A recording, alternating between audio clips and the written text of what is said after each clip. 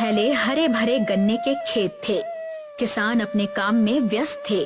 हवा में ताजे गन्ने की खुशबू फैली हुई थी। देखो भाई, नंदपुर की पहचान ही इसकी मिठास है। हमारे यहाँ के गन्नों का रस तो सीधे दिल में उतरता है। हाँ मुखिया जी, हर साल जब गुड़ बनता है तो आसपास के गांव वाले भी खरीदने आते हैं। और इस बार तो हमारी फसल पहले से भी अच्छी लग रही है, इतनी घनी और मीठी।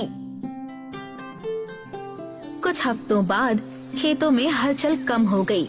गन्ने के खेत मुरझाने लगे थे। ये क्या, पत्तियां सूख रही हैं? ये तो पहले कभी नहीं हुआ। हाँ रामू, क्या तुम्हारे खेत का भी यही हाल है? हाँ मुखिया जी, पिछले 2 दिनों से गन्नों की मिठास में भी कमी आ रही है। ऐसा कैसे हो सकता है? क्या कोई हमारी फसल के साथ छेड़छाड़ कर रहा है? सबके चेहरे पर चिंता के भाव आ जाते हैं। कुछ दिन ऐसे ही बीत जाते हैं, मगर कुछ दिन बाद हालात और बुरे होने लगते हैं। रात के समय खेतों में रहस्यमयी रोशनी फैलने लगती है। गांव में फसलें सूख रही थी। गांव के चौपाल पर लोग इकट्ठे थे और सभी चिंतित दिख रहे थे। जमींदार वीरेंद्र प्रताप, मुखिया बलराज सिंह, बुजुर्ग रघुनाथ काका, सुमित्रा और चंपा भी मौजूद थे। अब बहुत हो गया, हमारी फसलें सूख रही हैं।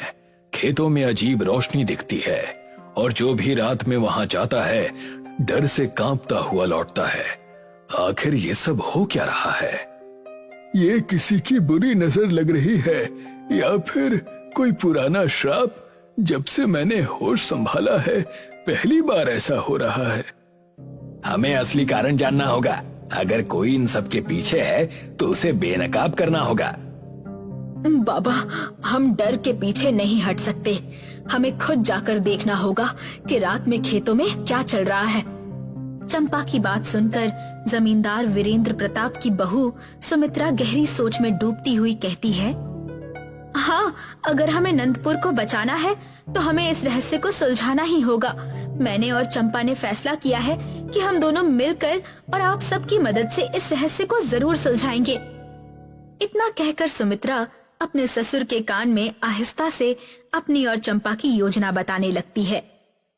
मुझे तुमसे ऐसी ही उम्मीद थी बहू, और चंपा के तेज दिमाग पर मुझे हमेशा से ही भरोसा था।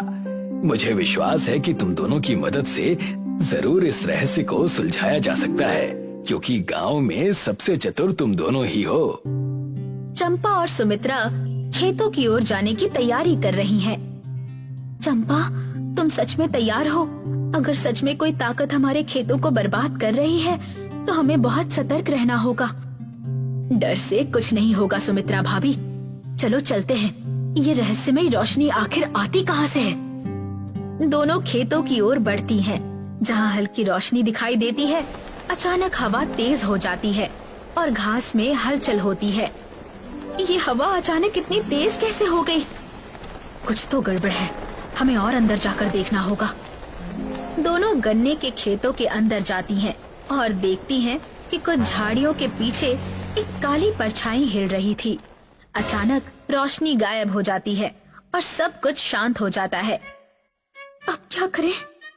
हमें रामदास बाबा से बात करनी चाहिए, शायद उन्हें कुछ पता हो। प्राचीन शिव मंदिर में रामदास बाबा बैठे हुए थे। सुमित्रा और चंपा उनके सामने खड़ी थी। बेटियों, मैं जानता था कि तुम लोग जरूर आओगी। ये जो खेतों में हो रहा है वो कोई साधारण बात नहीं है।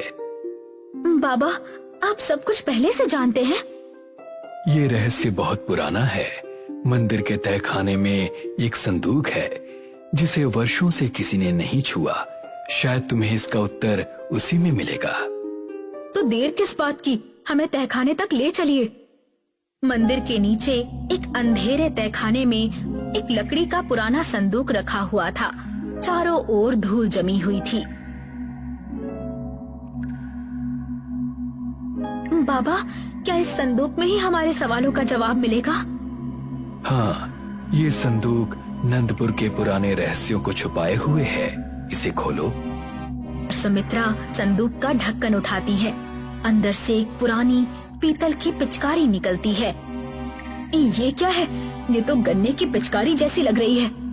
हाँ, ये गन्नों की ही पिचकारी है, लेकिन ये कोई साधारण चीज नहीं है। सदियों पहले जब इस गांव पर संकट आया था, तो सत्य को उजागर करने के लिए एक चमत्कारी महात्मा द्वारा इस गन्ने की पिचकारी को बनाया गया था।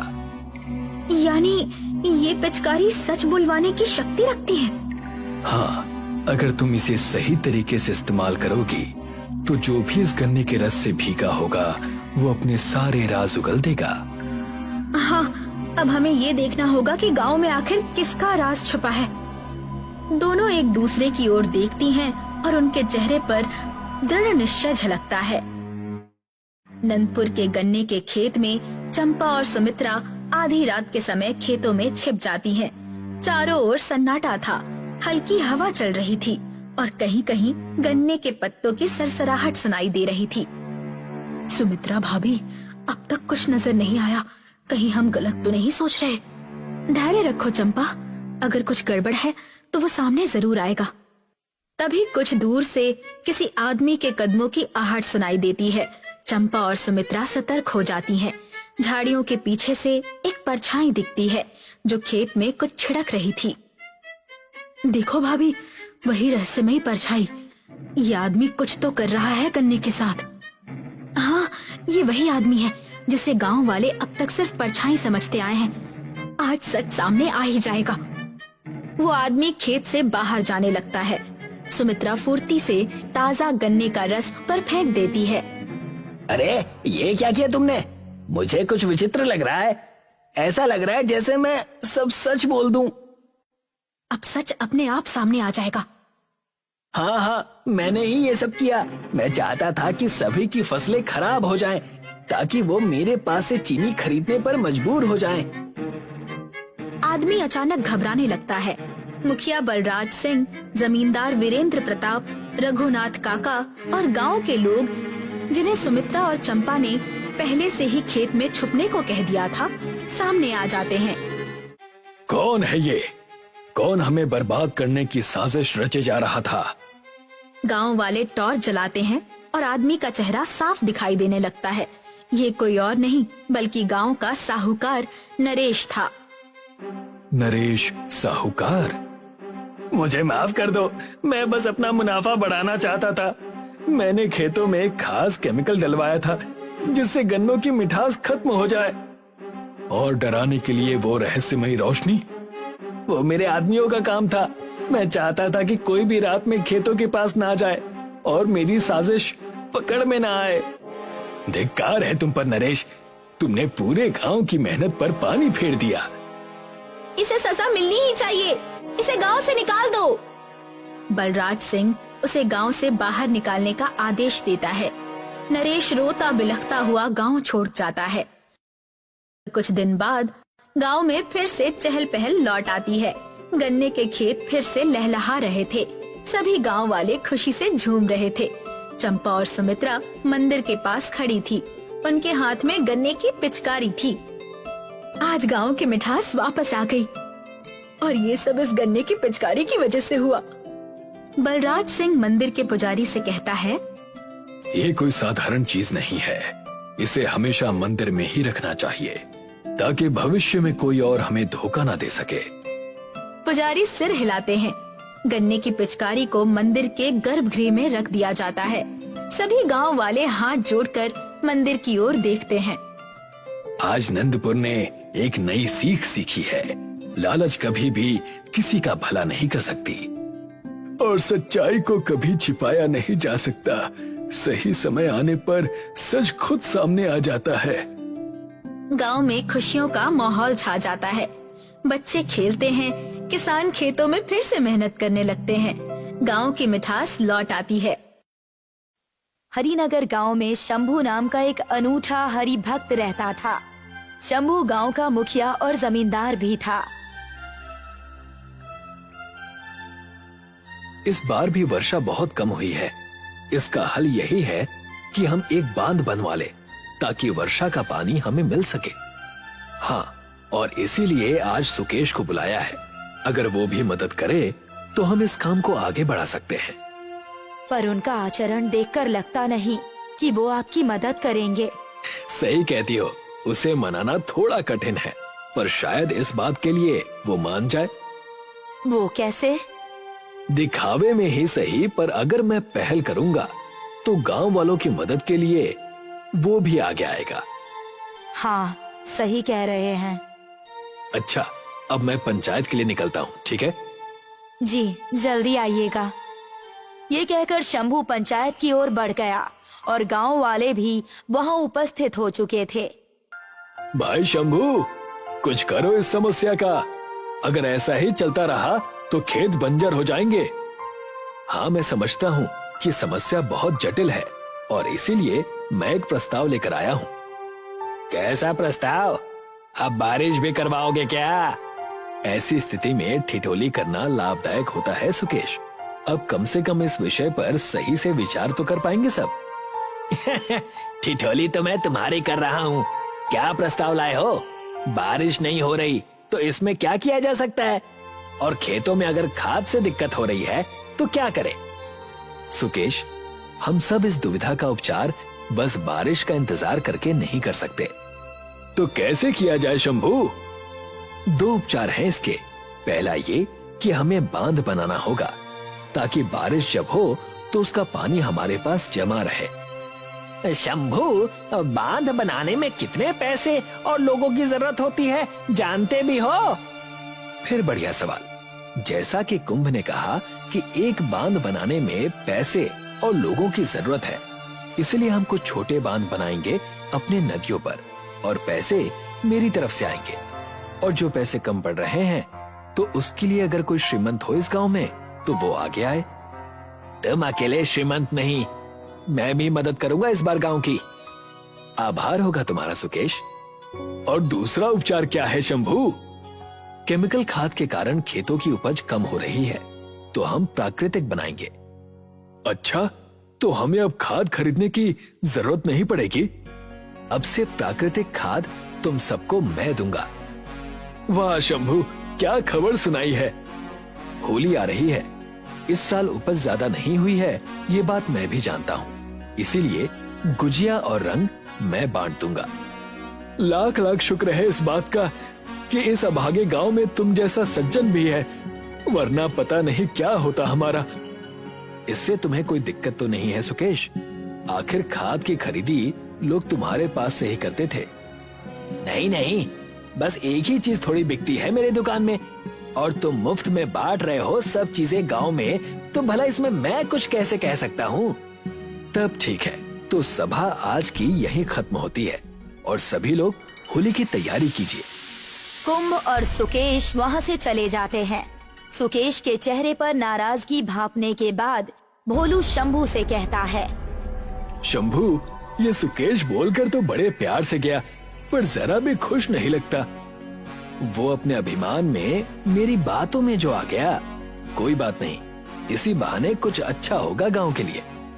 हाँ, ये तो मानना पड़ेगा शंभू कि इस नकचढ़े को तुम काफी बेहतरीन तरीके से संभाल लेते हो। ये तो सब प्रभु की माया है। सुकेश आज की सभा से नाखुश कुंभ से बात कर रहा था। भैया, जाने भी दीजिए ना, आखिर वो शंभू गांव का भला ही कर रहा है ना। अच्छा, बाहर तो मेरे साथ ठहाके लगाता है और यहाँ आकर अपने बड़े भाई को ज्ञान दे रहा है। चुप कर। माफ करना भैया। अपनी बातों में तो ऐसे खींचता है कि पूछो नहीं। उसकी वजह से अब खाद भी नहीं बिकेगी और तो और होली के रंग मुफ्त में बांट रहा है वो अलग। हाँ भैया। इसका कुछ तो करना पड़ेगा।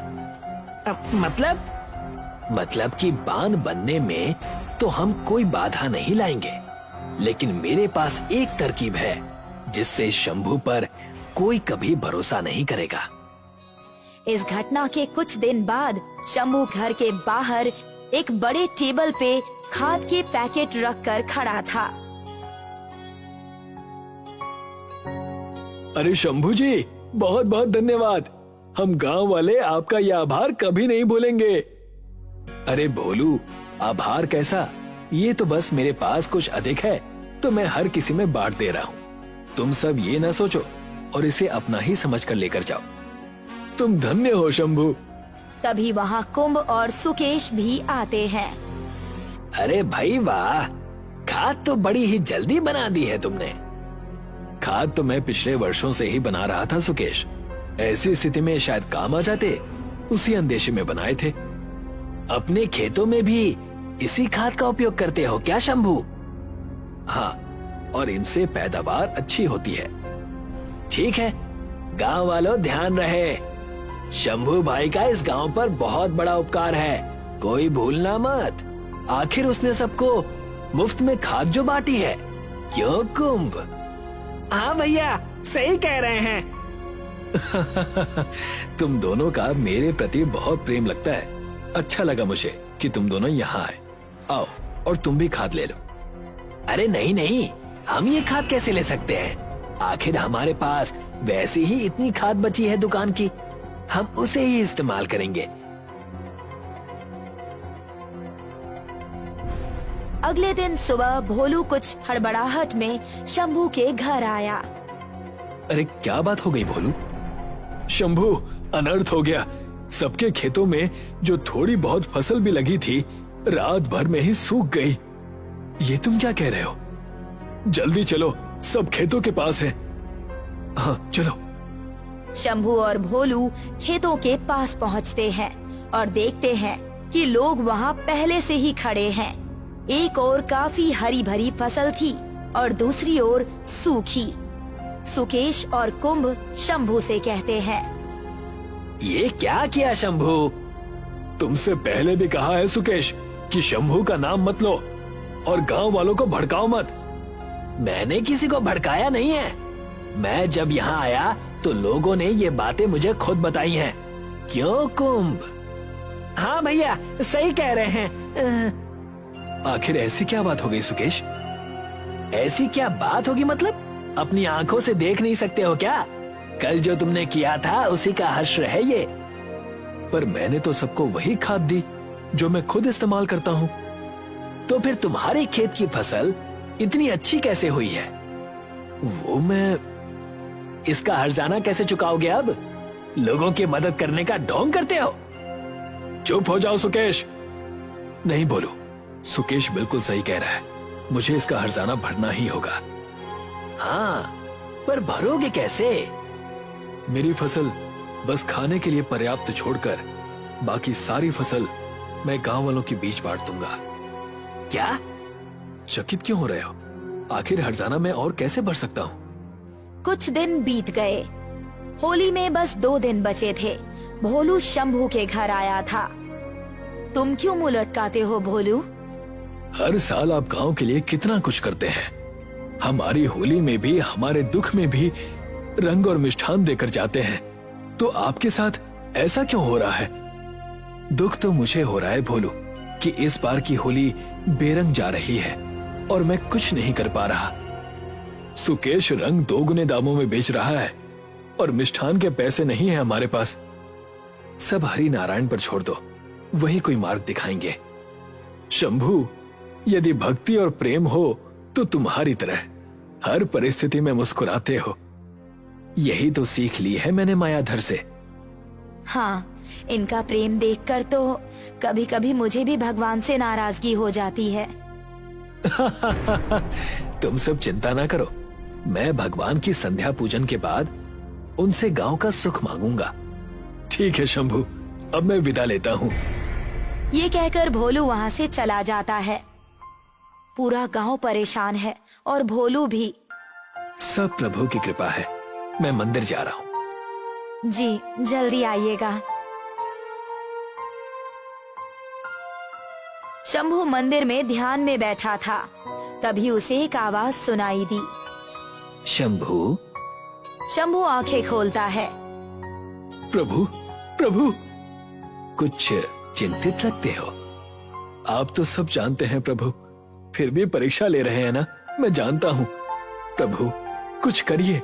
गांव में होली आ रही है, सब बेरंग हो चुका है।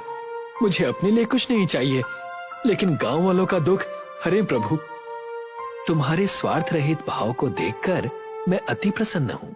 इस बार की होली ऐसी होगी कि पूरे गांव का दुख उन रंगों में बह जाएगा।